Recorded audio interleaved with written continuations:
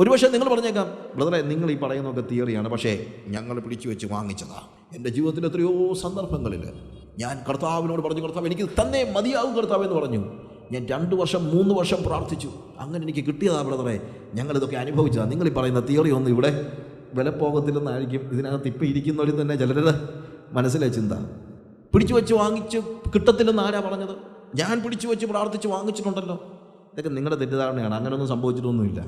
നിങ്ങൾക്ക് ലഭിക്കാനുള്ള കാര്യം, നിങ്ങൾക്ക് തരാനുള്ള കാര്യം അതിൻ്റെ സമയത്ത് കർത്താവ് തന്നു എന്നേ ഉള്ളൂ. നമ്മൾ പിടിച്ചു വെച്ച് പ്രാർത്ഥിച്ചുകൊണ്ടല്ല അത്. ഞാൻ അതിന് ഒരു ഉദാഹരണം പറഞ്ഞു കഴിഞ്ഞാൽ, 16 വയസ്സുള്ള എൻ്റെ ഒരു മകൻ എന്ന് വെക്കുക, അവൻ എന്നോട് 11ാം ക്ലാസ്സിൽ പഠിക്കാൻ കയറിയപ്പോൾ പറഞ്ഞു, ഡാഡി എനിക്കൊരു ബൈക്ക് വാങ്ങിച്ചതാണ്. ബൈക്ക് വാങ്ങിച്ചു തരാൻ പറഞ്ഞു. അവൻ എന്നോട് പറഞ്ഞത് തന്നെയല്ല, ഇവൻ നിരന്തരമായിട്ട് എല്ലാ ദിവസവും കാണുമ്പം എല്ലാം, ഡാഡി എനിക്ക് ബൈക്ക് വാങ്ങിച്ചു തരണം കേട്ടോ, ഡാഡി ബൈക്ക് വാങ്ങിച്ചു തന്നല്ലേ പറ്റുള്ളൂ കേട്ടോ, ഡാഡി ബൈക്ക് വാങ്ങിച്ചു തരണം കേട്ടോ. 2 വർഷം കണ്ടിന്യൂസ് ആയിട്ട് ഇവൻ എനിക്ക് സ്വൈര്യം തരാതെ എന്നോട് പ്രാർത്ഥിച്ചൊടുങ്ങി. ഞാൻ 18 വയസ്സായപ്പോൾ ഇവനൊരു ബൈക്ക് വാങ്ങിച്ചു കൊടുത്തു. ഇവൻ നാട് നീളെ പറഞ്ഞു നടക്കുന്നത് തരത്തില്ലായിരുന്നു അങ്ങേര്. പിന്നെ ഞാൻ 2 കൊല്ലം പിടിച്ചു വെച്ച് പ്രാർത്ഥിച്ച് വാങ്ങിച്ചതായി ബൈക്ക് കണ്ടോ. എന്നാൽ വാസ്തവം എന്താ? വാസ്തവം തിരിച്ചാ. ഇവന് 18 വയസ്സാകുമ്പോൾ ബൈക്ക് വാങ്ങിച്ചു കൊടുക്കാൻ ഇവനൊരു അക്ഷരം പോലും പറഞ്ഞില്ലെങ്കിലും വാങ്ങിച്ചു കൊടുത്തേനെ ഞാൻ. പക്ഷേ ഇവൻ ചോദിച്ചത് ഏത് പ്രായത്തിലാണ്? 16 വയസ്സുള്ളപ്പം. 16 വയസ്സിൽ ബൈക്ക് വാങ്ങിച്ചു കൊടുത്തു കഴിഞ്ഞാൽ ചെറുക്കന് ലൈസൻസ് എടുക്കാൻ പ്രായമായില്ല. 2, 16 വയസ്സിൽ ഇവൻ അടുത്തുള്ള സ്കൂളിലാണ് പോകുന്നത്. അവന് ബൈക്കിൻ്റെ ആവശ്യമില്ല. അവൻ 18 വയസ്സായപ്പോൾ 12ാം ക്ലാസ് പാസ്സായി ടൗണിലുള്ള കോളേജിൽ പോയപ്പോൾ ഞാൻ അവന് ബൈക്ക് വാങ്ങിച്ചു കൊടുത്തു. ഇതിനിടയ്ക്ക് ഇവൻ കിടന്ന് 2 വർഷമായിട്ട് അലച്ചു വിളിച്ചെന്നുള്ളതല്ലാതെ വാസ്തവത്തിൽ അവന് ഞാൻ ബൈക്ക് വാങ്ങിച്ചു കൊടുത്തതും അവൻ്റെ പ്രാർത്ഥനയുമായിട്ട് യാതൊരു ബന്ധവും ഇല്ല. ഞാൻ പറഞ്ഞ് മനസ്സിലാകുന്നുണ്ടോ? നമ്മൾ പലപ്പോഴും നേരത്തെ കാര്യങ്ങൾ ചോദിച്ച് 2 കൊല്ലം കിടന്ന് അലച്ചു വിളിക്കുമ്പോൾ നമുക്ക് കാര്യം സാധിക്കുമ്പോൾ നമ്മുടെ ചിന്ത ഞാൻ പിടിച്ചു വെച്ച് വാങ്ങിച്ചാണെന്ന്. അങ്ങനെയൊന്നുമല്ല. ഇല്ലെങ്കിലും അത് കിട്ടിയേനെ, സമയത്ത് കിട്ടിയേനെ. പല കാര്യങ്ങളും സമയത്തിന് മുമ്പ് നമ്മൾ ചോദിക്കുമ്പോഴാണ് പ്രോബ്ലം ഉണ്ടാകുന്നത്. എന്തുകൊണ്ടാണ് ദൈവം ഇങ്ങനെ, ഞാൻ പറഞ്ഞ പോലെ എന്തുകൊണ്ടാണ് ഇങ്ങനെ? ഇപ്പം നമ്മൾ പറയുമ്പോഴത്തേക്ക് പെട്ടെന്ന് ഒരു സംശയമുണ്ട്. അപ്പോൾ പ്രാർത്ഥിച്ച് കാര്യങ്ങളൊന്നും സാധിക്കാൻ പറ്റത്തില്ലേ ബ്രദറെ? പ്രാർത്ഥിച്ച് ദൈവത്തെ വ്യത്യാസപ്പെടുത്താൻ പറ്റത്തില്ലെന്നാണ് പറയുന്നത്. പ്രാർത്ഥിച്ച് ദൈവത്തെ വ്യത്യാസപ്പെടുത്താൻ പറ്റത്തില്ല. പക്ഷെ പ്രാർത്ഥിച്ചാൽ ഒരു കാര്യം നടക്കും, നമുക്ക് വ്യത്യാസം ഉണ്ടാകും. നമുക്ക് വ്യത്യാസം ഉണ്ടാകാനാണ് പ്രാർത്ഥന. ശരിക്കും പറഞ്ഞാൽ എന്ത് വ്യത്യാസമെന്ന് ചോദിച്ചേക്കാം. നമ്മളൊരു അനുഗ്രഹത്തിന് വേണ്ടി പ്രാർത്ഥിക്കുന്നു. ഇപ്പം ഈ എൻ്റെ മോൻ്റെ കാര്യത്തിൽ അല്ലെങ്കിൽ ആരുടെയും കാര്യത്തിലായിക്കോട്ടെ, ഞാൻ എൻ്റെ ബ്രദറിലോ, എൻ്റെ ജെസ്സിയുടെ വൈഫിൻ്റെ ഹസ്ബൻഡ്, അവർ ഒറീസായി സുവിശേഷകരെയാണ്. അവരുടെ ആദ്യത്തെ സഭായോഗത്തിന് ഞാൻ പോയി. ഞാനും ബാബുവും മേഴ്സി, ഞങ്ങൾ 3 പേര്. 5 വർഷത്തോളം അവർ കരഞ്ഞ് പ്രാർത്ഥിച്ചിട്ടും അവിടെ ഒന്നും വിശ്വാസികളൊന്നും വന്നില്ല. ബാബു എന്നെപ്പോലൊന്നുമല്ല, ഒരു പ്രാർത്ഥനാ മനുഷ്യനാണ്. പ്രാർത്ഥന എന്ന് പറഞ്ഞാൽ ഭയങ്കര പ്രാർത്ഥനയാണ്. പക്ഷെ 5 വർഷം പ്രാർത്ഥിച്ചിട്ടും വിശ്വാസികളൊന്നും വന്നില്ല. പക്ഷെ 5 വർഷം കഴിഞ്ഞപ്പോൾ ഇപ്പോൾ 10, 150, 200 വിശ്വാസികളുള്ള വലിയൊരു സഭയുണ്ട് അവർ. അപ്പോൾ ബാബു ഒരു പ്രാവശ്യം എന്നെ കണ്ടോ പറഞ്ഞു, അച്ഛാ നമ്മളാണെങ്കിൽ എന്ത് പറയും, കണ്ടോ 5 വർഷം നിരന്തരമായി പ്രാർത്ഥിച്ച് ദൈവം ഒരു വ്യത്യാസം വരുത്തി. ആർക്ക്? ബാബു പറയുന്നത് ബാബുവിന് വ്യത്യാസം വരുത്തിയെന്നാ. കാരണം ബാബു പറഞ്ഞത് ഇതാണ്, ഞാനിവിടെ വന്നപ്പോൾ അവർ ഗൾഫിൽ 2 പേരും സുഖമായിട്ട് ജോലിയൊക്കെ ചെയ്തുകൊണ്ടിരുന്ന് ഒറീസായി വന്നപ്പം ശരിക്കും പറഞ്ഞു കഴിഞ്ഞാൽ ഈ ഒറിയാക്കാരോട് സ്നേഹപൂർവ്വം ഇടപെടാനൊന്നും ഇവൻ അറിയത്തില്ലായിരുന്നു. അവർ കൊടുക്കുന്ന ഭക്ഷണം കഴിക്കുമ്പോൾ ഇവന് ഭയങ്കര പ്രയാസമാണ്. അങ്ങനെ ഇവരെ അക്സെപ്റ്റ് ചെയ്യാനായിട്ട് ഭയങ്കര ബുദ്ധിമുട്ടായിരുന്നു. പിന്നെ അത് തന്നെയല്ല, അവരുടെ ഭാഷ അറിയത്തില്ല, അവരുടെ ജീവിത രീതികൾ ഇഷ്ടമല്ല. പക്ഷേ 5 വർഷം കഴിഞ്ഞപ്പോഴത്തേക്ക് അവർ കൊടുക്കുന്ന ഭക്ഷണം, അവരുടെ ഭാഷ വെള്ളം പോലെ സംസാരിക്കാൻ തുടങ്ങി. അവരുടെ പ്രതിസന്ധികളിൽ അവരുടെ കൂടെ ഇരുന്ന് പ്രാർത്ഥിക്കാൻ തുടങ്ങി, കരയാൻ തുടങ്ങി, അവരെ ഹൃദയപൂർവ്വം സ്നേഹിക്കാൻ തുടങ്ങി. അന്നേരം ദൈവം അവനെന്ത് ചെയ്തു? ആത്മാക്കളെ കൊടുത്തു. ഇവൻ പറഞ്ഞത്, ഞാൻ 5 വർഷത്തിന് മുമ്പോട്ട് പ്രാർത്ഥിക്കാൻ തുടങ്ങി, അന്നേരം കാണും ആത്മാവിനെ തന്നായിരുന്നെങ്കിൽ അവനിവിടുന്ന് ജീവനും കൊണ്ട് ഓടിപ്പോയതിന് എൻ്റെ സ്വഭാവം കൊണ്ട്. ഏതാണെങ്കിലും ഈ 5 കൊല്ലം കൊണ്ട് ദൈവം എന്നെ വ്യത്യാസപ്പെടുത്തി ഇപ്പോൾ എനിക്ക് ആത്മാക്കളെ തന്നു. ഞാൻ പറഞ്ഞതിൻ്റെ അർത്ഥം എന്താണെന്ന് ചോദിച്ചാൽ, നമ്മൾ പ്രാർത്ഥിക്കുമ്പോൾ ദൈവം നമുക്ക് നൽകാനുള്ള അനുഗ്രഹം ഉപയോഗിക്കത്തക്ക രീതിയിൽ നമ്മളെ രൂപാന്തരപ്പെടുത്തുകയാണ്. ഞാൻ പറഞ്ഞതിൻ്റെ വ്യത്യാസം മനസ്സിലാക്കണം. ഒരു വണ്ടി എനിക്ക് വേണമെങ്കിൽ ഡ്രൈവിംഗ് പഠിക്കാൻ വേണ്ടിയാണ് ഇടയ്ക്കുള്ള ആ ഗ്യാപ്പ് എന്ന് പറയുന്നത്, ഇല്ലേ? എനിക്ക് ഡ്രൈവിംഗ് പഠിക്കാത്ത ഒരാളുടെ ഈ വണ്ടി കിട്ടിയിട്ട് വല്ല കാര്യമുണ്ടോ? ഞാൻ പ്രാർത്ഥിക്കുന്ന പല കാര്യങ്ങളും എനിക്ക് അത് ഉപയോഗിക്കാനുള്ള മെച്യൂരിറ്റി ഇല്ലാത്ത സമയത്താണ്. എന്നാൽ ദൈവസന്നിധി ഞാൻ പ്രാർത്ഥിക്കുമ്പോൾ ദൈവവുമായിട്ടുള്ള സംസർഗത്തിലൂടെ എന്ത് സംഭവിക്കുന്നു? അത് ഉപയോഗിക്കത്തക്ക രീതിയിലുള്ള മെച്യൂരിറ്റിയിലേക്ക് ഞാൻ വളരുന്നു. അത് ദൈവ സംസർഗത്തിലാണ്. അതുകൊണ്ടാണ് പ്രാർത്ഥന ദൈവ സംസർഗമാണ് എന്ന് ഞാൻ രാവിലെ പറഞ്ഞ ഓർമ്മയുണ്ടല്ലോ. കാര്യം ദൈവികമായി കാര്യങ്ങളെ ചെയ്യാനായിട്ട് എൻ്റെ ക്യാരക്ടറിന് ഭയങ്കര ഫോർമേഷൻ ആവശ്യമാണ്. ആ ഫോർമേഷനാണ് വാസ്തവത്തിൽ പ്രാർത്ഥനയിലൂടെ സംഭവിക്കുന്നത്. ഞാൻ എപ്പോഴും പ്രാർത്ഥനയുടെ ഒരു വലിയ പ്രശ്നം, നമ്മൾ ദൈവത്തിൻ്റെ സന്നിധി ചെല്ലുന്നത് നമുക്ക് നമ്മളെക്കുറിച്ചുള്ള സ്വപ്നങ്ങൾ കൊണ്ടാണ്, അല്ലേ? പറ, നമുക്ക് നമ്മളെക്കുറിച്ചുള്ള സ്വപ്നം. കർത്താവേ, എനിക്ക് ഒരു വലിയ പ്രസംഗകനാകണമെന്ന് ആഗ്രഹമുണ്ട്. കർത്താവേ, എനിക്ക് ഒരു വലിയ ചർച്ച് നടത്തണമെന്ന് ആഗ്രഹമുണ്ട്. കർത്താവേ, എനിക്ക് ഇന്ന രാജ്യങ്ങൾ സന്ദർശിക്കണമെന്ന് ആഗ്രഹമുണ്ട്. കർത്താവേ, എനിക്ക് വലിയൊരു വീട് വേണമെന്ന് ആഗ്രഹമുണ്ട്. അപ്പം നമ്മളുടെ സ്വപ്നങ്ങളിൽ വലിയൊരു വീട്ടിൽ എന്താണ്, കാറുമൊക്കെ മുന്നിൽ, ഏറ്റവും ലേറ്റസ്റ്റ് ആയിട്ടുള്ള കാറുമൊക്കെ മുന്നിലിട്ടിരിക്കുന്നതായിരിക്കും നമ്മുടെ സ്വപ്നം. തെറ്റൊന്നുമല്ല, പോയി പറഞ്ഞ കുഴപ്പമൊന്നുമില്ല. പക്ഷെ നമുക്ക് നമ്മളെക്കുറിച്ചുള്ള സ്വപ്നങ്ങളെക്കാൾ വലുത്, അല്ലെങ്കിൽ യഥാർത്ഥത്തിൽ നമുക്ക് മനസ്സിലാക്കേണ്ടത്, നമുക്ക് നമ്മളെക്കുറിച്ചുള്ള സ്വപ്നങ്ങളല്ല, ദൈവത്തിന് നമ്മളെക്കുറിച്ചുള്ള സ്വപ്നങ്ങളാണ്. അപ്പോൾ പ്രാർത്ഥനയിൽ നമ്മൾ ചെന്നിരിക്കുമ്പോൾ, നമ്മൾ നമ്മളുടെ സ്വപ്നങ്ങളുമായിട്ട് ചെല്ലുമ്പോൾ കർത്താവ് പറയും, മോനെ, പക്ഷേ എനിക്ക് നിന്നെക്കുറിച്ചുള്ള സ്വപ്നം മറ്റൊന്നാണ്. അത് ഞാൻ അറിയുന്നതാണ് പ്രാർത്ഥനയുടെ വിജയം. ദൈവത്തിൻ്റെ സന്നിധിയിൽ ദൈവത്തിന് എന്നെക്കുറിച്ചുള്ള സ്വപ്നം എന്താണെന്നുള്ളത് നമ്മൾ തിരിച്ചറിയുകയാണ്. അങ്ങനെ തിരിച്ചറിഞ്ഞ് കഴിയുമ്പോൾ, ഓ അങ്ങനെയാണല്ലേ, അങ്ങനെയാണെങ്കിൽ കർത്താവെ എന്നെ അതിനുവേണ്ടി ഒരുക്കണമേ എന്ന് നമ്മൾ പ്രാർത്ഥിക്കാൻ തുടങ്ങുന്നു. നമ്മളുടെ ആവശ്യങ്ങൾ ഇന്നതെന്ന് ദൈവം നമ്മളോട് പറയുന്നു. നമ്മൾ ദൈവത്തോട് നമ്മുടെ ആഗ്രഹവുമായിട്ട് ചെല്ലുമ്പോൾ ദൈവം നമ്മുടെ ആവശ്യം ഇന്നതെന്ന് നമ്മളോട് ഇങ്ങോട്ട് പറയുന്നു. നമ്മളത് കേൾക്കണം, കേൾക്കാൻ ചെവി കൊടുക്കണം. നമ്മൾ കേൾക്കാൻ തയ്യാറല്ലെങ്കിൽ ദൈവം സംസാരിക്കുന്നുണ്ട്, ദൈവം എപ്പോഴും സംസാരിക്കുന്നു. പക്ഷേ ദൈവം സംസാരിക്കുമ്പോൾ നമ്മൾ പലപ്പോഴും കേൾക്കാൻ തയ്യാറല്ല, നമ്മൾ ഇരുന്ന് കൊടുക്കാൻ തയ്യാറല്ല. നമ്മുടെ പ്രാർത്ഥനയൊക്കെ വൺ വേ ട്രാഫിക്കാണ്, അല്ലേ?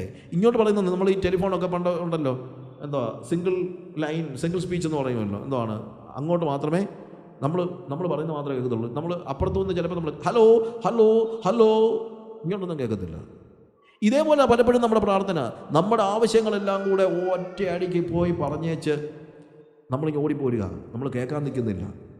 ഈ 16 വയസ്സുള്ള ചെറുക്കൻ്റെ കാര്യം പറഞ്ഞപ്പം ചിലപ്പോൾ ആളുകൾ എന്നോട് 1-2 പേര് ചോദിച്ചു, എന്നാൽ പിന്നെ ഈ അപ്പനങ്ങ് പറയരുതായിരുന്നോ, മോനെ എടാ നിനക്കിപ്പോൾ 16 വയസ്സാണ്, നിനക്ക് ഇതിനുള്ള പ്രായമായില്ല, 2 കൊല്ലം കൂടെ കഴിയട്ടെ, ഞാൻ നിനക്ക് ബൈക്ക് വാങ്ങിച്ചു തരാം എന്ന് അപ്പന് പറഞ്ഞാൽ പോരായിരുന്നു? പറഞ്ഞാൽ മതിയായിരുന്നു, പറയാൻ അപ്പൻ തയ്യാറുമായിരുന്നു. പക്ഷേ കേൾക്കാൻ ഇവനൊന്ന് നിന്ന് കൊടുക്കണ്ടായോ? ഇവൻ രാവിലെ എഴുന്നേറ്റ ഉടനെ പറയുന്നത് ബൈക്ക് വേണം, ബൈക്ക് വേണം, ബൈക്ക് വേണം, യേശുവിൻ്റെ നാമത്തിൽ തന്നെ ആമീൻ എന്ന് പറഞ്ഞിട്ടേക്ക് പോരുകയല്ലേ. നമ്മുടെ പ്രാർത്ഥനയൊക്കെ എന്തുവാ, നമ്മുടെ മോഹങ്ങളെല്ലാം കൂടെ ഒരു ലിസ്റ്റ് ഇങ്ങനെ കൂളായിട്ട് അങ്ങോട്ട് എടുത്ത് വെച്ചിട്ട് യേശുവിൻ്റെ നാമത്തിൽ തന്നെ ആമീൻ. കർത്താവ് എന്തെങ്കിലും സംസാരിക്കാൻ തുടങ്ങുന്നതിന് മുമ്പേ തന്നെ നമ്മൾ പ്രാർത്ഥന മുറിയിൽ നിന്ന് ഇട്ടേച്ച് പോന്നിരിക്കും. ശരിയല്ലേ ഞാൻ പറയുന്നത്? ദൈവം സംസാരിക്കുന്നത് കേൾക്കാൻ നമ്മളൊന്ന് തയ്യാറാകണ്ടേ? പാറമേൽ അടിസ്ഥാനം ഇടുന്നതെന്ന് പറയുന്ന എൻ്റെ പുസ്തകത്തിനകത്ത് ഞാനൊരു ഉദാഹരണം ഇതുമായിട്ട് റിലേറ്റഡായിട്ട് പറഞ്ഞിട്ടുണ്ട്. അത് മറ്റൊന്നുമല്ല, ദൈവം പറയുന്നത് കേൾക്കാൻ തയ്യാറാകാത്ത ആളുകളുടെ, നമ്മൾ സംസാരിച്ചിരിക്കുന്നത് കൊണ്ട് ദൈവം പറയുന്നത് നമ്മൾ കേൾക്കുന്നില്ല. ഒരു ഡിവോഴ്സിൻ്റെ കേസാണ്. ഒരു സ്ത്രീ ഡിവോഴ്സ് നോട്ടീസ് കൊടുത്തു, കോടതിയിൽ വന്നു. കോടതിയിൽ വന്നപ്പോൾ കാരണം പറഞ്ഞിരുന്നത്, വിവാഹം കഴിച്ചിട്ട് 12 വർഷമായി ഇതുവരെയും ഭർത്താവിനോട് സംസാരിച്ചിട്ടില്ല. കോടതി പറഞ്ഞു വിവാഹമോചനം അനുവദിച്ചിരിക്കുന്നു. കല്യാണം കഴിച്ചിട്ട് 12 വർഷമായിട്ട് ഭാര്യയോട് സംസാരിക്കാത്തതോട് എന്തിനാണ് ജീവിക്കുന്നത്? ഉടനെ അപ്പൻ അല്ലെങ്കിൽ ഭർത്താവ് വന്നിട്ട് പറഞ്ഞു, ബഹുമാനപ്പെട്ട കോടതി, ഞാൻ സംസാരിക്കാത്തതിൻ്റെ കാരണം എന്താണെന്നോട് അങ്ങൊന്ന് കേൾക്കണം. ഉടനെ ജഡ്ജി പറഞ്ഞു, എടോ താൻ ഒന്നും സംസാരിക്കണം, താൻ ഊമനൊന്നും അല്ലല്ലോ, താൻ എന്നോട് സംസാരിച്ചല്ലോ, എന്നിട്ടാണെന്നുള്ളൂ താൻ കെട്ടിയ പെണ്ണിനോട് ഇത്രയും നാളായിട്ട് സംസാരിക്കും, എന്ത് കാരണമാണെന്ന് എന്താ? അല്ല ഞാൻ പറയുന്നൊന്ന് കേൾക്കാം. ശരി, എന്ത് കാരണത്താലാ? ഉടനെ ഭർത്താവ് പറഞ്ഞു, ഞാൻ കഴിഞ്ഞ 12 വർഷമായി ഇവളോട് സംസാരിക്കാൻ പരിശ്രമിച്ചുകൊണ്ടിരിക്കുകയാണ്, പക്ഷേ ഇവളൊന്ന് നിർത്തിയിട്ട് വേണ്ടായോ ഞാൻ എന്തെങ്കിലും ഒന്ന് പറയാൻ? ഇതേപോലെയാണ് പലപ്പോഴും പ്രാർത്ഥനയുടെ കാര്യത്തിൽ. ദൈവത്തിന് നമ്മളോട് എന്തെല്ലാം കാര്യങ്ങൾ പറയാനുണ്ട്, പക്ഷേ നമ്മളൊന്ന് നിർത്തിയിട്ട് വേണമല്ലോ ദൈവത്തിന് എന്തെങ്കിലും ഒന്ന് പറയാൻ. പ്രിയമുള്ളവരെ, പ്രാർത്ഥന എന്ന് പറയുന്നത് വൺ വേ ട്രാഫിക് അല്ല. പ്രാർത്ഥന അങ്ങോട്ടും ഇങ്ങോട്ടും ഉണ്ട്. നമ്മുടെ സമാഗമന കൂടാരത്തെക്കുറിച്ച് പഠിക്കുമ്പോൾ പറയുന്നൊരു കാര്യമുണ്ട്. മോശയോട് ദൈവം അഭിമുഖമായി ഒരു സ്നേഹിതനോട് എന്നതുപോലെ സംസാരിച്ചു. യഹോവയെ അന്വേഷിക്കുന്നവനെല്ലാം ആ കൂടാരത്തിലേക്ക് ചെല്ലും. അതിൻ്റെ പേര് സമാഗമന കൂടാരം എന്നാണ്. സമാഗമന കൂടാരം ശരിക്കും മലയാളത്തിലെ വാക്ക് നല്ല പേരാണ്, ടെൻ്റ് ഓഫ് മീറ്റിംഗ്. സമാഗമന കൂടാരം, സമമായി ആഗമിക്കുക എന്ന് വെച്ച് കഴിഞ്ഞാൽ, യഹോവയെ അന്വേഷിക്കുന്നവൻ പാളയത്തിൽ നിന്ന് ഈ കൂടാരത്തിലേക്ക് ഇറങ്ങി പുറപ്പെടുമ്പോൾ അവനെ അന്വേഷിച്ച് ദൈവം സ്വർഗത്തിൽ നിന്ന് വരും. 2 പേരും കൂടി ഇവിടെ സമമായി ആഗമിച്ചെത്തുന്നതായ കൂടാരം. ഇതാ വാസ്തവത്തിൽ പ്രാർത്ഥന എന്ന് പറയുന്നത്. പ്രാർത്ഥന ഒരു ടെൻ്റ് ഓഫ് മീറ്റിംഗ് ആണ്. എന്ത്? നാം ദൈവത്തെ അന്വേഷിച്ചിരുന്നു, ദൈവം നമ്മളെ അന്വേഷിച്ചിറങ്ങി വരുന്നു, നമ്മൾ രണ്ടും കൂടെ കൂട്ടിമുട്ടുന്നു. അവിടെ എങ്ങനെയാണ്? അവിടെ സംസാരിക്കുന്നത് ഒരു സ്നേഹിതനോട് എന്നതുപോലെ അന്യോന്യമുള്ള സംസാരം. അതാ പ്രാർത്ഥന.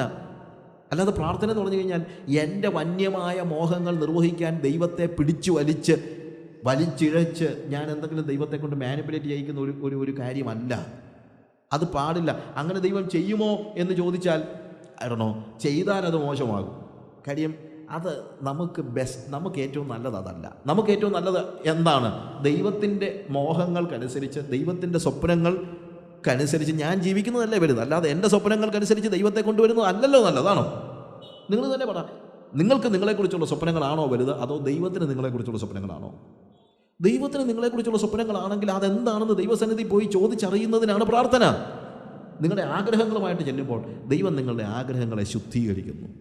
അങ്ങനെ നമ്മൾ കാര്യങ്ങൾ മനസ്സിലാക്കി കഴിയുമ്പോൾ പിന്നീട് നമുക്ക് നമ്മുടെ ആവശ്യങ്ങളെ സ്തോത്രത്തോടെ അറിയിക്കാൻ പറ്റും.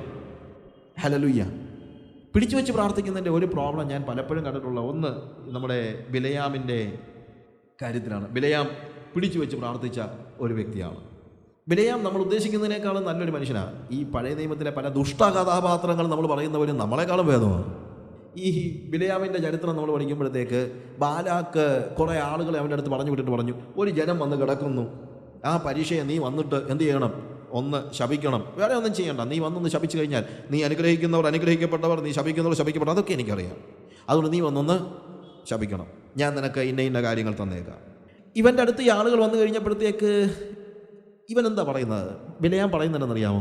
അതെ, നിങ്ങൾ എന്നെ വിളിച്ച ഉടനെ വന്ന് കാണുന്നവരെല്ലാം ശപിക്കാനും കാണുന്നവരെല്ലാം അനുഗ്രഹിക്കാനും ഉള്ള ഒരു പ്രവാചകനല്ല ഞാൻ കുറച്ച് ഡിഫറൻറ്റാണ്.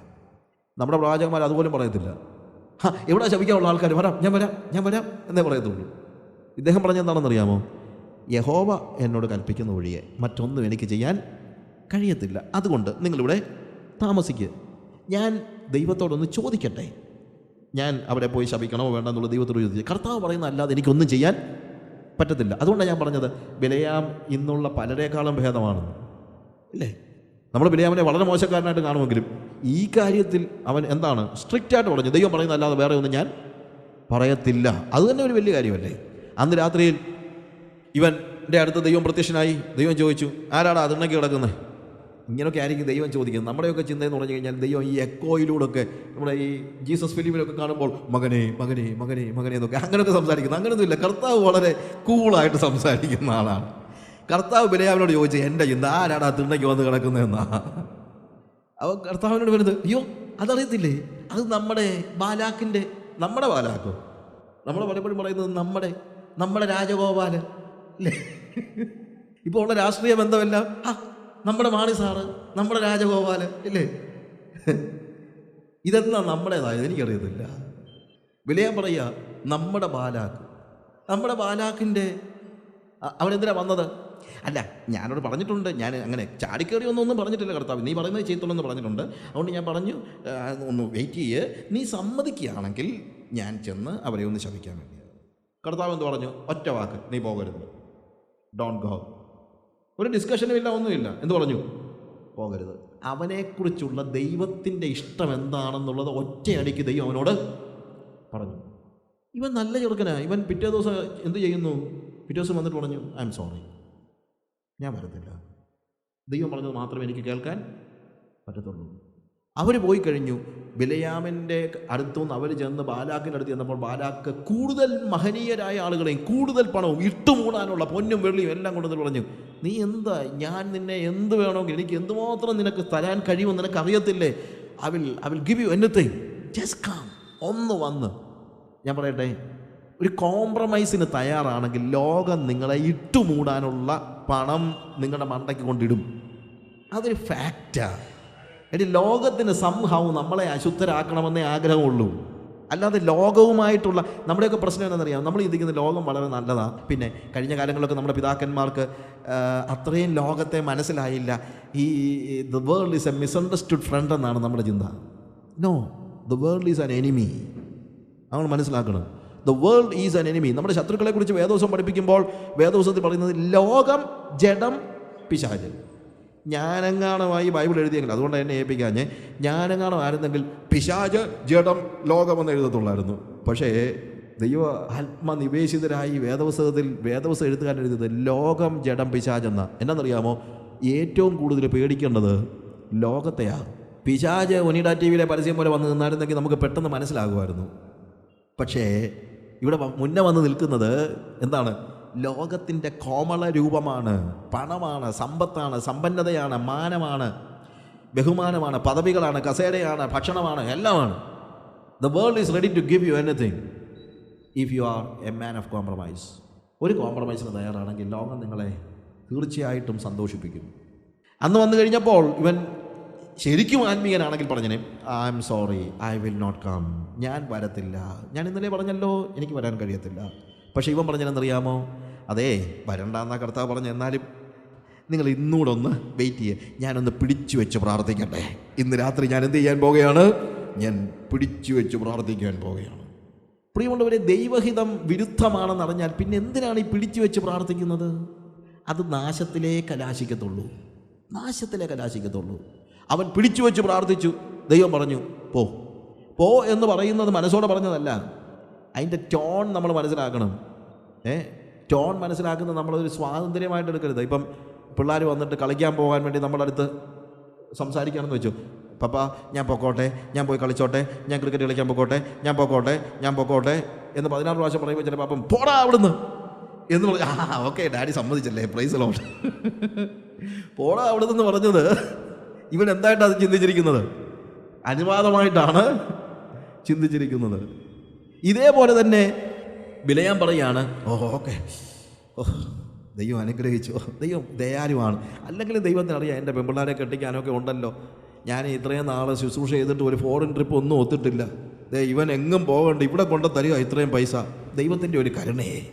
അവൻ പോകുന്ന വഴിയിൽ യഹോവയുടെ ദൂതൻ അവന് വിരോധമായി, അവനെതിരായി വന്ന് നിൽക്കുന്നത് നമ്മൾ കാണുന്നത്. ദൈവം പറഞ്ഞു വിട്ടതൊന്നുമല്ല അവൻ. ചില ആളുകളൊക്കെ എന്നോട് ചോദിക്കാറുണ്ട്, അല്ല ബ്രദർ പറഞ്ഞൊക്കെ ശരിയാണ്, ദൈവത്തിനൊരു പെർഫെക്റ്റ് വില്ലുണ്ട്, പക്ഷേ ദൈവത്തിനൊരു പെർമിസീവ് വില്ലില്ലേ? പെർഫെക്റ്റ് വില്ലനുസരിച്ച് ഞാൻ പോകാൻ പാടില്ല, പക്ഷേ ദൈവത്തിൻ്റെ ഒരു പെർമിസീവ് വില്ലനുസരിച്ച്. ദൈവത്തിന് അങ്ങനെ 2 വില്ലൊന്നുമില്ല. ദൈവത്തിന് ഒന്നേ ഉള്ളൂ, നന്മയും പൂർണ്ണതയും പ്രസാദവും ഉള്ള ഒരു ഹിതം. It is only one will. Permissive വില്ല് നമ്മൾ പിടിച്ചു വെച്ച് വാങ്ങിക്കുന്നതാണ്, അത് അപകടമാണ്. ദൈവം നിനക്കെതിരായിട്ട്, അവിടെ എഴുതിയിരിക്കുന്ന അങ്ങനെയാണ്, the angel of the Lord was against him. അവനെതിരായിട്ട് വന്ന് നിൽക്കുകയാണ്, വഴി തടഞ്ഞു നിൽക്കുകയാണ്. ഒരിക്കലും അതിനു വേണ്ടി പോകരുത്. പിടിച്ചു വെച്ച് പ്രാർത്ഥിക്കുന്ന പരിപാടി നിർത്ത്. ദൈവത്തോട് ചോദിക്കും, കർത്താവേ, എന്നെക്കുറിച്ചുള്ള നിൻ്റെ ഇഷ്ടം എന്താണ്? എന്നെക്കുറിച്ചുള്ള നിൻ്റെ സങ്കല്പം എന്താണ്? എന്നെക്കുറിച്ചുള്ള നിൻ്റെ സ്വപ്നം എന്താണ്? അത് മതി എനിക്ക്. എന്നെക്കുറിച്ചുള്ള എൻ്റെ സ്വപ്നമല്ല, എന്നെക്കുറിച്ചുള്ള നിൻ്റെ സ്വപ്നം. പ്രിയമുള്ളവരെ, അപ്പോഴാണ് നമ്മൾ സ്തോത്രത്തോടുകൂടെ നമ്മുടെ ആവശ്യം ദൈവത്തെ അറിയിക്കാനായിട്ട് നമുക്ക് കഴിയുന്നത്. പിടിച്ചു വെച്ച് പ്രാർത്ഥിക്കുന്ന അവസ്ഥയല്ല. പ്രത്യുത എന്താണ്?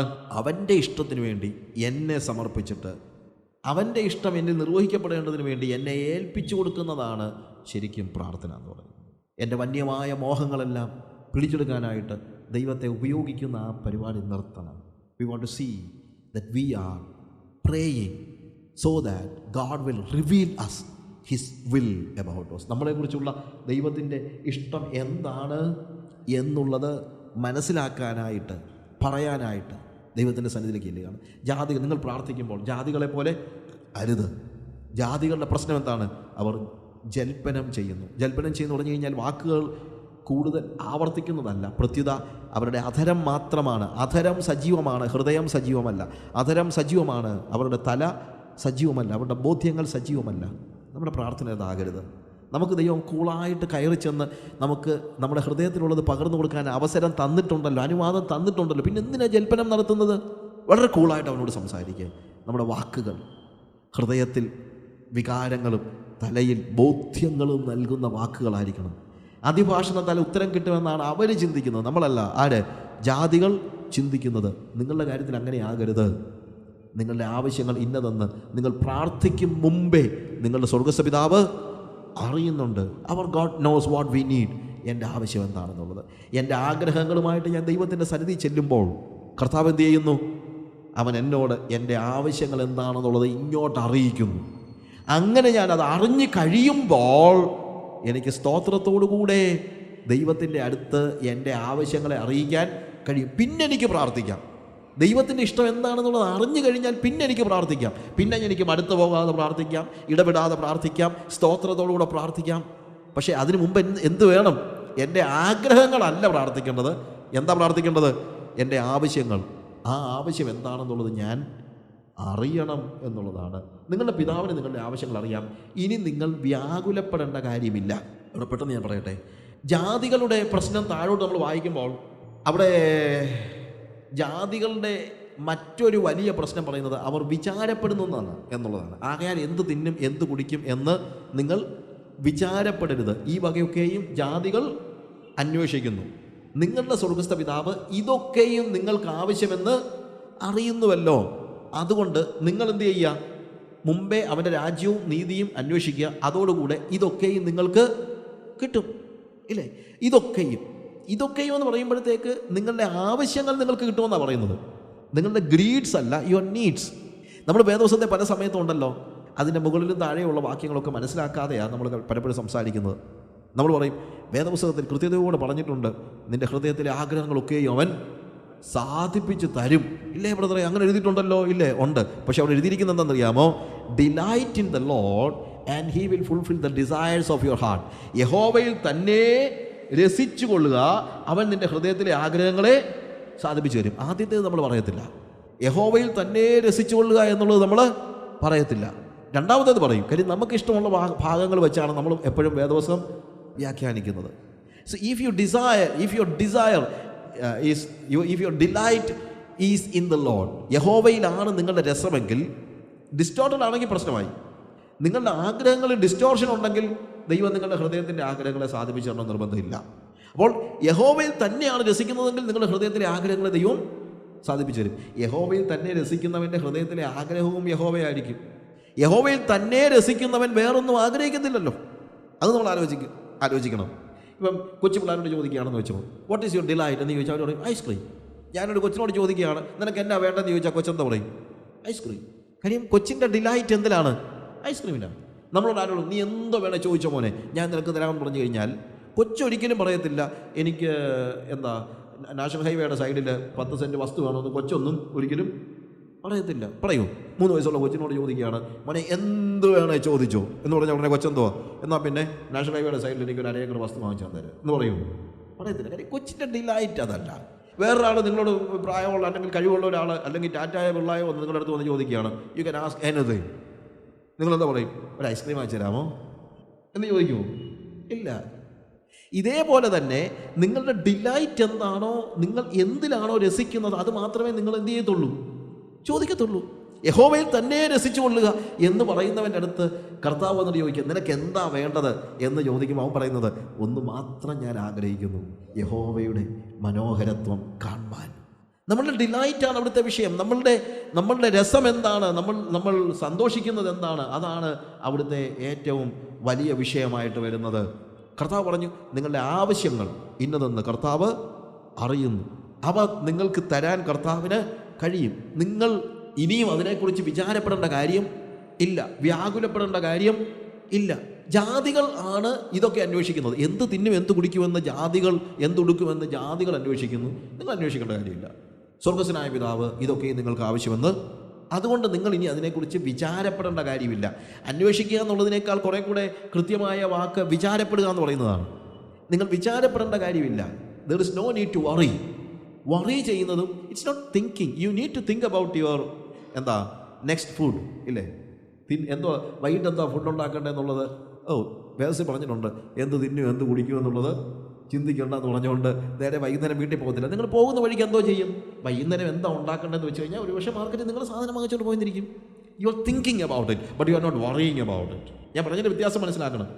വാക്കുകൾ നമ്മൾ മനസ്സിലാക്കണം. നിങ്ങൾ വറി ചെയ്യേണ്ട കാര്യമില്ല. വൈകുന്നേരം എന്താ ഉണ്ടാക്കുന്നത് നിങ്ങൾ ആലോചിക്കേണ്ടെന്നല്ല, നിങ്ങൾ ചിന്തിക്കരുത്, അല്ലെങ്കിൽ വിചാരപ്പെടരുത്. കാര്യം നിങ്ങളുടെ ആവശ്യം ഇന്നതെന്ന് സ്വർഗ്ഗസ്ഥനായ നിങ്ങളുടെ പിതാവ് അറിയുന്നുണ്ട്. അങ്ങനെയാണെങ്കിൽ ഇനി നമുക്ക് വ്യാകുലപ്പെടാൻ കഴിയത്തില്ല. വ്യാകുലപ്പെടുന്നെങ്കിൽ അതിൻ്റെ അർത്ഥം നിങ്ങൾക്ക് ഒന്നുകിൽ ദൈവത്തിൽ വിശ്വാസമില്ല, ദൈവം അത് നിറവേറ്റുവാൻ തക്കവണ്ണം ശക്തിയുള്ളവനാണെന്ന് നിങ്ങൾക്ക് വിശ്വാസമില്ല, അല്ലെങ്കിൽ ദൈവം നിങ്ങളെക്കുറിച്ച് കൺസേൺഡ് ആണെന്ന് നിങ്ങൾക്ക് വിശ്വാസമില്ല. എനിക്കെപ്പോഴാണ് എൻ്റെ വ്യാകുലതകൾ ഇല്ലാതെയാകുന്നതെന്നറിയാമോ? ഒരാൾ എന്നോട് പറയുകയാണ്, മോനെ ഞാൻ നിൻ്റെ കാര്യം നോക്കിക്കോളാം. എൻ്റെ കാര്യം നോക്കിക്കോളാമെന്ന് ആരെങ്കിലും ഒരാൾ പറഞ്ഞാൽ ഉടനെ എൻ്റെ വ്യാകുലതയെല്ലാം പോകത്തൊന്നുമില്ല. ആ പറയുന്ന വ്യക്തിക്ക് ചില ക്വാളിറ്റീസ് വേണം. ഒന്ന്, എൻ്റെ കാര്യങ്ങൾ നോക്കാനുള്ള കപ്പാസിറ്റി അദ്ദേഹത്തിന് ഉണ്ടാകണം.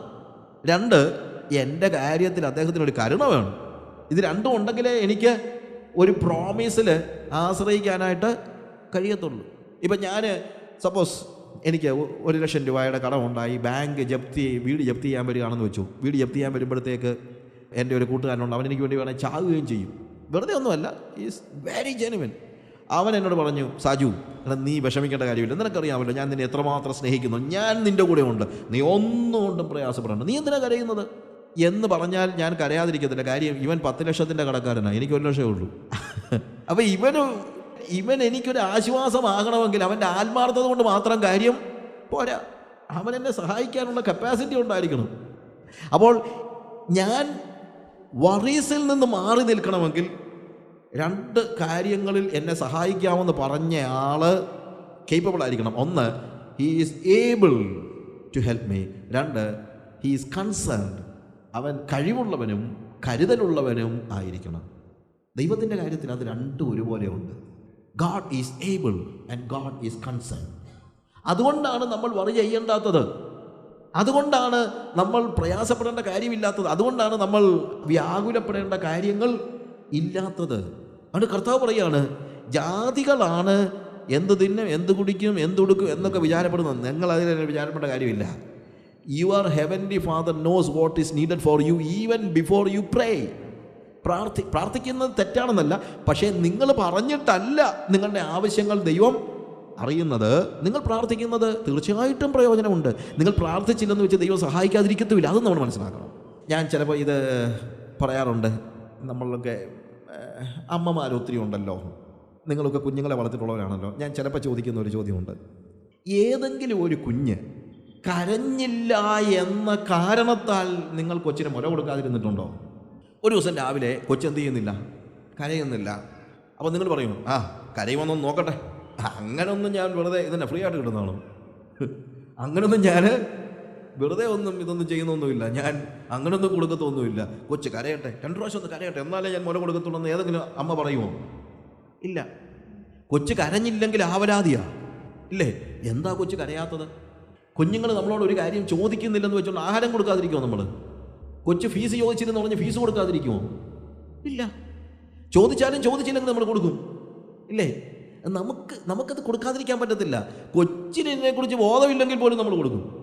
മിക്കപ്പോഴും നമ്മുടെ പിള്ളേരുടെ ഫീസ് തന്നെ പിള്ളേർ ചോദിച്ചിട്ടാണോ? നമ്മൾ ചോദിച്ച് എന്നാണ് ഈ കൊടുക്കേണ്ടതെന്ന് 16 പ്രാവശ്യം ചോദിച്ചിട്ടല്ലേ നമ്മൾ കൊടുക്കും. We are more concern, isn't it? അപ്പോൾ കരച്ചിൽ കൊണ്ടല്ല നമ്മൾ ദൈവത്തിൽ നിന്ന് എന്തെങ്കിലും പ്രാപിക്കുന്നത്. എന്നാൽ കൊച്ചു വന്ന് അമ്മേ എനിക്ക് വിശക്കുന്നു എന്ന് പറയുന്നത് നമുക്ക് സന്തോഷമാണോ അല്ലയോ? സന്തോഷമാണ്. ഇതേപോലെയുള്ള പ്രാർത്ഥന. നിങ്ങളുടെ ആവശ്യങ്ങൾ നിങ്ങൾ ചോദിക്കും മുമ്പേ സ്വർഗസ്വപിതാവ് അറിയുന്നുണ്ട്. പക്ഷേ നിങ്ങൾ ചെന്ന് അപ്പൻ്റെ അടുത്ത് ചെന്ന് ചോദിക്കുന്നത് പോലെ കാര്യങ്ങൾ ചോദിക്കുന്നതും സംസാരിക്കുന്നതും ഇടപെടുന്നതും ഒക്കെ ദൈവത്തിന് എന്താണ്? സന്തോഷമാണ്. അതൊരു നല്ല കാര്യം. അതല്ലേ ഒരു കുടുംബം. ഒരു വീട്ടിൽ ഏതെങ്കിലും ഇപ്പോൾ എൻ്റെ മോള് പറയണമെന്ന് വെച്ചോ, ഞാൻ ചോദിക്കത്തില്ല, അങ്ങനെക്കറിയത്തില്ലയോ എനിക്ക് ഫീസ് തരണമെന്നുള്ളത് എന്നാണ് എൻ്റെ മോളുടെ ആറ്റിറ്റ്യൂഡെങ്കിൽ എത്ര സങ്കടമായിരിക്കും എനിക്ക്, ഇല്ലേ? റൈറ്റ്? അങ്ങനെയല്ല, ഞാൻ മോളാണെങ്കിൽ എനിക്ക് ഫീസ് തരണമെന്നുള്ളത് അങ്ങനെ അറിയത്തില്ലേ എന്നൊരു കൊച്ചു പറയുകയാണെങ്കിൽ എന്തൊരു സങ്കടമായിരിക്കും. അപ്പോൾ പ്രാർത്ഥന എന്ന് പറയുന്നത് കാര്യം സാധിക്കാൻ വേണ്ടിയുള്ളതല്ല. പ്രാർത്ഥന എന്ന് പറയുന്നത് ഒരു കമ്മ്യൂണിക്കേഷനാണ്. അവിടെ നമ്മൾ നമ്മുടെ ആവശ്യങ്ങൾ പറയുന്നു, ആഗ്രഹങ്ങൾ പറയുന്നു, കർത്താവ് നമ്മളോട് സംസാരിക്കുന്നു. ഒരു കുടുംബത്തിലെ പോലെയാണ്. ഇതേപോലെ നമ്മൾ ദൈവഭവനത്തിലെ കുഞ്ഞുങ്ങളെന്ന നിലയിൽ പിതാവിൻ്റെ അടുത്തേക്ക് ചെല്ലുന്നതാണ് യഥാർത്ഥത്തിലുള്ള പ്രാർത്ഥന. നമ്മുടെ സംസാരം എന്ന് പറയും. ജാതികളുടെ കാര്യത്തിൽ അങ്ങനെയില്ല. അവർ ഓം സ്വാഹ സ്വാഹ എന്ന് പറയുമോ അല്ലെങ്കിൽ ചൊല്ലുകയൊക്കെ ചെയ്തിട്ട് പോവുകയാണ്. അവർക്ക് പേടിയുമാണ്. അവർ പോകുന്നത് എന്താണ്? വിചാരപ്പെട്ടുകൊണ്ടാണ്. നമുക്ക് വിചാരപ്പെടേണ്ട കാര്യമില്ല. കാര്യം നമ്മുടെ സ്വർഗ്ഗസ്വപിതാവിന് നമ്മുടെ ആവശ്യങ്ങളെ സഹായിക്കാൻ കഴിയും. അവൻ നമ്മളെക്കുറിച്ച് കൺസേൺ ഉള്ളവനാണ്. ഈ ബോധ്യമില്ലാത്തത് കൊണ്ടാണ് നമ്മൾ വറി ചെയ്യുന്നത്. പല സമയത്ത് നമ്മൾ വറി ചെയ്യുന്നതിൻ്റെ പ്രശ്നം അതാണ്. നമ്മൾ ആകുലപ്പെടുന്നതിൻ്റെ കാര്യം അതാണ്. കർത്താവ് പറയുന്ന കാര്യമുണ്ട്, രണ്ട് കാര്യങ്ങളെക്കുറിച്ച് പറയുന്നത്. ഒന്ന്, ഈവൻ ദ സ്പാരോസ്, അവിടെ പറയുന്നത് കുരുകിലുകളെ പോലും കർത്താവ് എന്ത് ചെയ്യുന്നു? പോറ്റുന്നുണ്ട്. മത്തായിയുടെ സുവിശേഷം 6-ാം അധ്യായത്തിൻ്റെ 6-ാം വാക്യം. രണ്ട് കാര്യങ്ങളെക്കുറിച്ച് അവിടെ പറയുന്നത്. ഒന്ന്, ആഹാരത്തിൻ്റെ കാര്യം. രണ്ട്, വസ്ത്രത്തിൻ്റെ കാര്യം. നമ്മുടെ ബേസിക് നീഡ്സ്. വസ്ത്രം എന്ന് പറയുമ്പോഴത്തേക്ക് അത് തന്നെയല്ല, നമ്മുടെ ചമയമാണ്, നമ്മുടെ അലങ്കാരമാണ്, ഒരു താമരയുടെ അലങ്കാരം. ഇത് രണ്ടും ദൈവം നമുക്ക് ആഹാരം നൽകുന്നു. അതേപോലെ തന്നെ ദൈവം നമുക്ക് എന്താണ്, നമ്മളുടെ ചമയം എന്ന് പറയുമ്പോഴത്തേക്ക് it is not just beauty പാർലറിൽ കിട്ടുന്ന സൗന്ദര്യത്തിൻ്റെ കാര്യമൊന്നും അല്ല പറയുന്നത്. നമ്മുടെ ജീവിതത്തിൽ മറ്റുള്ളവരുടെ മുമ്പിൽ പ്രസൻറ്റബിൾ ആയിട്ട് നമ്മളെ ദൈവം നടത്തുന്നു. പ്രസൻറ്റബിൾ ആയിട്ട് ദൈവം മനോഹരമായിട്ട് നമ്മളെ നടത്തുന്നു. അല്ലാതെ ചെറിയ രീതിയിലല്ല, വളരെ മനോഹരമായി ചീർത്തിരിക്കുന്ന ഒരു സ്റ്റേജല്ല, മനോഹരമായ നിലയിൽ കർത്താവ് നമ്മളെ നടത്തുന്നു. വസ്ത്രത്തെക്കുറിച്ചും ആഹാരത്തെക്കുറിച്ചും നമ്മൾ വിചാരപ്പെടേണ്ട കാര്യമില്ല. കാരണം അത് കർത്താവ് നമുക്ക് പ്രോമിസ് ചെയ്തിരിക്കുന്നതാണ്. ഇനിയും വിചാരപ്പെടുന്നെങ്കിൽ അതിൻ്റെ അർത്ഥം ദൈവത്തിൽ നമുക്ക് വേണ്ടത്ര വിശ്വാസമില്ല എന്നുള്ളതാണ്. ഈ വറിയുടെ ഒരു പ്രശ്നം, സാധാരണ നിലയിൽ പറയുന്നത് വറിയുടെ ഒരു വലിയ പ്രശ്നം, അല്ലെങ്കിൽ ആകുലതയുടെ വലിയൊരു പ്രശ്നം, ആകുലപ്പെട്ടുകൊണ്ട് ഒരു പ്രയോജനവും ഇല്ലെന്നുള്ളതാണ്. നിങ്ങൾ ആകുലപ്പെടുന്നതിനാൽ നിങ്ങളുടെ നീളത്തോട് ഒരു മുഴം കൂട്ടാനോ കുറയ്ക്കാനോ നിങ്ങൾക്ക് കഴിയത്തില്ല. You cannot. എത്ര പ്രയാസപ്പെട്ടാലും എത്ര വറി ചെയ്താലും പ്രയോജനമൊന്നും ഉണ്ടാകുന്നില്ല. ഞാൻ ചിലപ്പോൾ അതിന് ഉദാഹരണമായിട്ട് പറയാറുള്ളൊരു കാര്യം, സപ്പോസ് ജെസ്സി ഹോസ്പിറ്റലാണെന്ന് വയ്ക്കുക. ഹോസ്പിറ്റലിൽ നിന്നുള്ള ഡിസ്ചാർജ് ചെയ്തു, പക്ഷേ ഇത് കൊടുക്കാനായിട്ട് പൈസ ഇല്ല. അങ്ങനെ പൈസ ഇല്ലെങ്കിൽ തീർച്ചയായിട്ടും എനിക്ക് പ്രയാസപ്പെട്ടാലേ പറ്റുള്ളൂ. അപ്പോൾ അതുകൊണ്ട് ഞാൻ കാലൊക്കെ മേശപ്പുറത്തെടുത്ത് വെച്ച് ഇങ്ങനെ പ്രയാസപ്പെട്ടുകൊണ്ടിരിക്കുകയാണ്, വ്യാകുലപ്പെട്ടുകൊണ്ടിരിക്കുകയാണ്. എങ്ങനെ ഹോസ്പിറ്റലിലെ പൈസ കൊടുക്കും, ഹോസ്പിറ്റലിൽ എങ്ങനെ പൈസ കൊടുക്കും എന്ന് പറഞ്ഞ് വിചാരപ്പെട്ടുകൊണ്ടിരിക്കുന്ന കൂട്ടത്തിൽ ഞങ്ങളുടെ പാസ്റ്റർ അതുവഴി വരുന്നു. പാസ്റ്റർ വന്നു കഴിഞ്ഞിട്ട് ചോദിക്കും, എന്താ ബ്രദറെ ഇങ്ങനെ വിഷമിച്ചിരിക്കുന്നു? എന്നെ പറഞ്ഞു, അത് ജെസ്സിയുടെ ഹോസ്പിറ്റൽ ബില്ല് വന്നു, എനിക്ക് കൊടുക്കാൻ പൈസയില്ല, ഞാനെന്തോ ചെയ്യും? ഉടനെ പാസ്റ്റർ പറഞ്ഞു, എൻ്റെ ബ്രദറെ അങ്ങനെ വിചാരപ്പെടരുന്ന് കർത്താവ് തന്നെ പഠിപ്പിച്ചിട്ടില്ലേ? അങ്ങനെ കിടന്ന് കഷ്ടപ്പെടാതെ, അങ്ങനെ കിടന്ന് സങ്കടപ്പെടാതെ, വ്യാകുലപ്പെടാതെ കർത്താവ് പറഞ്ഞിട്ടുണ്ട് നിങ്ങൾ ഒന്നിനെക്കുറിച്ചും വിചാരപ്പെടരുത് എന്ന് പാസ്റ്റർ പ്രസംഗിച്ചുകൊണ്ട് വല്ല കാര്യമുണ്ടോ? പാസ്റ്ററോട് ഞാൻ എന്താ പറയും? പാസ്റ്റർ ഇങ്ങനെ പ്രസംഗം ഞാൻ പറയും, അതെ പാസ്റ്ററൊക്കെ പറഞ്ഞിട്ട് അങ്ങ് പോകാം, എനിക്ക് വിചാരപ്പെട്ടാലേ പറ്റുള്ളൂ. കാര്യം എൻ്റെ ഭാര്യയാണ് ഹോസ്പിറ്റലിൽ കിടക്കുന്നത്. ഞങ്ങളുടെ പാസ്റ്റർ ഭാവമായതുകൊണ്ട് ചിലപ്പോൾ ഇത് കേട്ടിരിക്കുമായിരിക്കും. ഇനി അതല്ലെങ്കിൽ അദ്ദേഹം പറയുകയാണെന്ന് വെച്ചു, എന്നാൽ ഒരു കാര്യം ചെയ്യാം, ഇയാൾ ഇവിടെ നിന്ന് വിചാരപ്പെടുക. ഞാൻ അവിടെ നിന്ന് വിചാരപ്പെട്ടാൽ വല്ല ഗുണമുണ്ടാകും? ഗുണമുണ്ടാകും, എന്നെ കൂടെ അഡ്മിറ്റ് ചെയ്യാം. അങ്ങനെ ആകുമ്പോൾ ചിലപ്പോൾ ഡിസ്ചാർജ് താമസിപ്പിക്കാമെന്നുള്ളത് കൊണ്ട്, അല്ലാതെ വേറെ ഗുണമൊന്നും ഉണ്ടാകത്തില്ല. അതുകൊണ്ട് വിചാരപ്പെടുന്നത് കൊണ്ട് യാതൊരു ഗുണവും ഉണ്ടാകുന്നില്ല. വാസ്തവത്തിൽ ആശ്രയം ആവശ്യമായിരിക്കുന്നത് ആശ്രയമാണ്. ദൈവത്തിൽ ആശ്രയിക്കുകയാണെങ്കിൽ തീർച്ചയായിട്ടും ദൈവം അതിനാവശ്യമായ കാര്യങ്ങളെ നിർവഹിച്ച് തന്നിരിക്കും. ഏതാണ്ട് ഇതുപോലൊരു കാര്യം എൻ്റെ ജീവിതത്തിൽ സംഭവിച്ചിട്ടുണ്ട്. Once you know the same സിറ്റുവേഷനിൽ ഞാൻ ആയിരിക്കുന്ന സമയത്ത്, ഞങ്ങളുടെ ചർച്ചിലെ ഒരു പെങ്കൊച്ചിൻ്റെ കല്യാണത്തിന് ഞാൻ കുറച്ച് പൈസ കൊടുക്കാമെന്ന് പറഞ്ഞിരുന്നു. അതുകൊണ്ട് ഈ ഡിസ്ചാർജിൻ്റെ തലേദിവസമാണ് ആ പയ്യൻ വന്നിട്ട് പൈസ ചോദിക്കുന്നത്. അപ്പോൾ അതുകൊണ്ട് ഞാനൊരു ചെക്ക് എഴുതി കൊടുത്ത് ഓൾമോസ്റ്റ് എൻ്റെ ബാങ്ക് നില്ലാണ്. അപ്പോൾ അങ്ങനെ വന്നപ്പോഴാണ് ഇവളുടെ ബില്ലും കിട്ടുന്നത്. സെയിം ഇതുപോലെ സംഭവിച്ചത്. എനിക്ക് വേണമെങ്കിൽ അമ്മയോട് ചോദിക്കാം, ചേട്ടത്തിയോട് ചോദിക്കാം, അവർക്കൊക്കെ പൈസ ഉണ്ട്, വേണമെങ്കിൽ ചോദിക്കാം. എന്നാലും so I was just thinking, all of A sudden എൻ്റെ ഒരു ഫ്രണ്ട് കോട്ടയത്തു നിന്ന് അവിടെ വന്നു കഴിഞ്ഞിട്ട് വെറുതെ ഇങ്ങനെ വന്ന കൂട്ടത്തിൽ ജെസ്സി ഹോസ്പിറ്റലാണെന്ന് അറിഞ്ഞുകൊണ്ട് വന്ന് ഇറങ്ങിയ കൂട്ടത്തിൽ പേഴ്സ് തുറന്നിട്ട് ഒരു ബഞ്ച് നോട്ട് എടുത്തിട്ട് മേശയ്ക്കകത്തോട്ട് പറഞ്ഞു, ഇതേ ബോണസ് കിട്ടിയതാണ്, ഈ ആഴ്ച തന്നെ ശമ്പളവും കിട്ടിയത്, ഈ ആഴ്ചയാണ് ബോണസും കിട്ടിയത്, എനിക്ക് ആവശ്യത്തിന് പൈസ ഉണ്ട്, കീപ്പ് ഇറ്റ് ഹിയർ. ഒറ്റ അക്ഷരം പോലും പറഞ്ഞില്ല. ഞാൻ പറഞ്ഞില്ല ബില്ല് കിട്ടിയെന്നുള്ള കാര്യമോ ബില്ല് അടയ്ക്കാൻ പൈസ ഇല്ലെന്നുള്ളത് ഒന്നും പറഞ്ഞില്ല. പക്ഷേ എക്സാക്ട്ലി ആ സമയത്ത് ആവശ്യമുള്ളതിൽ കൂടുതൽ പണം ദൈവം മേശയ്ക്കകത്ത് കൊണ്ടിട്ട് വെച്ച് പോയി. ദൈവം നൂലെ കെട്ടി ഇറക്കുമെന്നൊക്കെ ചിലപ്പം നമ്മൾ ചോദിക്കും. ദൈവം ചിലപ്പോൾ നൂലെ കെട്ടി ഇറക്കുമല്ല, പിന്നെന്തോ ചെയ്യാൻ? അത് ഞാൻ പറഞ്ഞത്, വിചാരപ്പെടുന്നത് കൊണ്ട് ഒരു ഗുണവും ഉണ്ടാകത്തില്ല. പക്ഷെ ആശ്രയിക്കുന്നത് കൊണ്ട് തീർച്ചയായും ദൈവം പ്രവർത്തിക്കുന്നത് മനസ്സിലാക്കാൻ നമുക്ക് കഴിയും എന്നാണ് നമ്മൾ മനസ്സിലാക്കുന്നത്. ഞാൻ അടുത്ത സെഷനിലേക്ക് പോകുന്നതിന് മുമ്പായിട്ട് നമുക്ക് വീണ്ടും ഒരു നിമിഷം നമ്മുടെ കണ്ണുകളെ അടച്ചിട്ട് നമുക്ക് പ്രാർത്ഥിക്കാം. നമ്മൾ പ്രാർത്ഥിക്കുമ്പോൾ എങ്ങനെ പ്രാർത്ഥിക്കരുത് എന്ന് കർത്താവ് പറയുന്നു, എങ്ങനെ പ്രാർത്ഥിക്കണം എന്നും കർത്താവ് പറയുന്നു. എങ്ങനെ പ്രാർത്ഥിക്കരുതെന്ന് മാത്രമല്ല, എങ്ങനെ പ്രാർത്ഥിക്കണം. നമ്മൾ പരീശനെ പോലെ പ്രാർത്ഥിക്കരുത്. പരീശന്മാർ മനുഷ്യർക്ക് വിളങ്ങേണ്ടതിന് പ്രാർത്ഥിക്കുന്നു. നിങ്ങൾ മനുഷ്യർക്ക് വിളങ്ങുന്ന ഒന്നും നിങ്ങളുടെ പ്രാർത്ഥന ഉണ്ടാകാൻ പാടില്ല. പരീശൻ സ്വന്തം നീതിയിൽ നിന്നുകൊണ്ട് പ്രാർത്ഥിക്കുന്നു. നമ്മൾ കൃപയുടെ കയറിൽ തൂങ്ങിക്കിടന്നുകൊണ്ട് ദൈവത്തോട് പ്രാർത്ഥന കഴിക്കുന്നു. നമുക്കൊന്നും അവകാശപ്പെടാനില്ല. യേശുവിൻ്റെ നാമത്തിൽ അല്ലാതെ എൻ്റെ നാമത്തിലല്ല. സ്വർഗത്തിൽ അക്കൗണ്ടുള്ളത് യേശുവിന് മാത്രം. നിങ്ങൾ പ്രാർത്ഥിക്കുമ്പോൾ ജാതികളെ പോലെ ആകരുത്. ജാതികളുടെ പ്രശ്നം, അവർ ജൽപ്പനം ചെയ്യുന്നു. അവരുടെ വാക്കുകൾ സജീവമാണെങ്കിലും അധരം സജീവമാണെങ്കിലും ഹൃദയവും അവരുടെ ബുദ്ധിയും അഫലമായിരിക്കുന്നു. നമ്മുടെ പ്രാർത്ഥന ഒരുപക്ഷെ വാക്കുകൾ പുറത്തു വരുന്നില്ലായിരിക്കാം, വാക്കുകൾ സജീവമല്ലായിരിക്കാം, പക്ഷേ നമ്മുടെ പ്രാർത്ഥന സെൻസിബിൾ ആയിരിക്കണം, സിൻസിയർ ആയിരിക്കണം, അഫെക്ഷനേറ്റ് ആയിരിക്കണം എന്ന് കർത്താവ് ആഗ്രഹിക്കുന്നു. ആർദ്രതയോടുകൂടിയുള്ള ദൈവത്തിൻ്റെ സന്നിധിയിലേക്ക് നമ്മൾ കടന്നു ചെല്ലുകയാണ്. വിചാരപ്പെടുന്നത് കൊണ്ട് നമ്മുടെ നീളത്തിൽ ഒരു മുഴം കൂട്ടാൻ ആർക്കും കഴിയത്തില്ല. ജാതികൾ വിചാരപ്പെടുന്നു, എന്നാൽ നിങ്ങൾ വിചാരപ്പെടേണ്ട കാര്യമില്ല. കാരണം നിങ്ങൾക്ക് ആവശ്യമുള്ളത് ഇന്നതെന്ന് നിങ്ങൾ പ്രാർത്ഥിക്കും മുമ്പേ സ്വർഗ്ഗപിതാവ് അറിയുന്നു. എനിക്ക് എന്നെക്കുറിച്ചുള്ള ഒത്തിരി സ്വപ്നങ്ങളുണ്ട്. അതിൻ്റെ പിന്നാലെയാണ് ഞാൻ പലപ്പോഴും പ്രാർത്ഥിക്കുന്നത്, എൻ്റെ സ്വപ്നങ്ങൾ നിർവഹിക്കാൻ എന്നെ സഹായിക്കണേ കർത്താവേ എന്ന് പറഞ്ഞാൽ. പക്ഷേ അതൊരു ശരിയായ പ്രാർത്ഥനയല്ല. കർത്താവേ, എന്നെക്കുറിച്ചുള്ള നിൻ്റെ സ്വപ്നങ്ങൾ എന്താണ്, അത് നിർവഹിക്കാൻ എന്നെ പണിയണമേ എന്ന് പറയുന്നതാണ് പ്രാർത്ഥന. അവൻ്റെ സ്വപ്നത്തിലേക്ക് ഞാൻ വളരാൻ എനിക്ക് ഒത്തിരി വ്യത്യാസം വേണം. എൻ്റെ ഇപ്പോഴത്തെ സ്റ്റേജിൽ എന്നെക്കുറിച്ചുള്ള ദൈവത്തിൻ്റെ സ്വപ്നങ്ങളിലേക്ക് വളരാൻ എനിക്ക് കഴിയത്തില്ല. എന്നാൽ നമുക്ക് പറയാൻ കഴിയണം, കർത്താവേ, എന്നെക്കുറിച്ചുള്ള എൻ്റെ സ്വപ്നങ്ങളല്ല, എന്നെക്കുറിച്ചുള്ള നിൻ്റെ സ്വപ്നങ്ങളാണ് പ്രധാനം. അതിനുവേണ്ടി ഞാൻ പ്രാർത്ഥിക്കും, എന്നെ തന്നെ രൂപാന്തരപ്പെടുത്തും. അതിനുവേണ്ടി ഞാൻ നിന്നിൽ കൂടുതൽ സമയം ചെലവഴിക്കും. നീയുമായിട്ടുള്ള സംസർഗത്തിലൂടെ നിൻ്റെ സ്വപ്നത്തിലേക്ക് വളരാൻ ഞാൻ പ്രാപ്തനാകുവോളം നിൻ്റെ സന്നിധിയിൽ ഞാൻ പ്രാർത്ഥനയിൽ സമയം ചെലവഴിക്കും. എൻ്റെ പ്രാർത്ഥന എന്നെ രൂപാന്തരപ്പെടുത്താനാണ്, നിൻ്റെ സ്വപ്നങ്ങളിലേക്ക് വളരാൻ. അതിനായിട്ട് എന്നെ സഹായിക്കണമെന്ന് പ്രാർത്ഥിക്കാം. ദൈവമായ കർത്താവ് നിങ്ങളെ സഹായിക്കും.